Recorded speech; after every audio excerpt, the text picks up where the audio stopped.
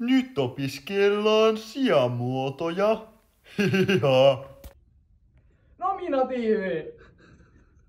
Hevonen laukkaa laitumella.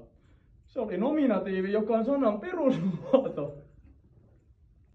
Genetiivi. Palomiehen asu on punainen. Kyseessä oli genetiivi, joka ilmaisee omistajaa tai kohdetta. Genetiivi eli kenen. Partitiivi. Poliisia väsyttää. Tämä taas onkin partitiivi, joka ilmaisee kohdetta tai määrää. Essiivi! Mummona oleminen on leppoisaa. Siinäpä kuulitte essiivin, joka ilmaisee jonakin olemista tai aikaa. Hihihihi! Translatiivi! Prinssi muuttui skipirisammakoksi. Tämä hassun hauska sijamuoto olikin translatiivi, joka ilmaisee joksikin tulevista. Ngirrrr! Paikallissijat.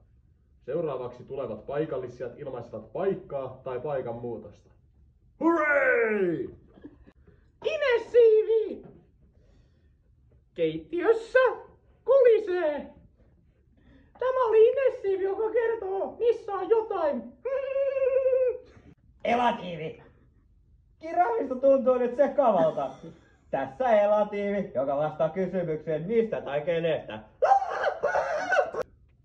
Illatiivi. Prinsessaan osui nuoli. Illatiivi kertoo mihin tai kenen. Adessiivi! Lampalla on paljon villaa. Tässä on adessiivi, joka kertoo millä tai kenellä. Mää! Ablatiivi. Mammutilta putosi toinen syöksyhammas. Au. Tämä on ablatiivi, joka vastaa kysymykseen keneltä tai miltä.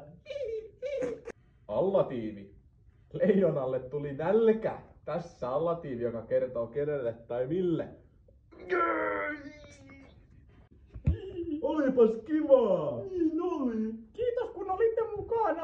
Rehellisesti on penaa kyllä aika vaikea. No joskus eikä.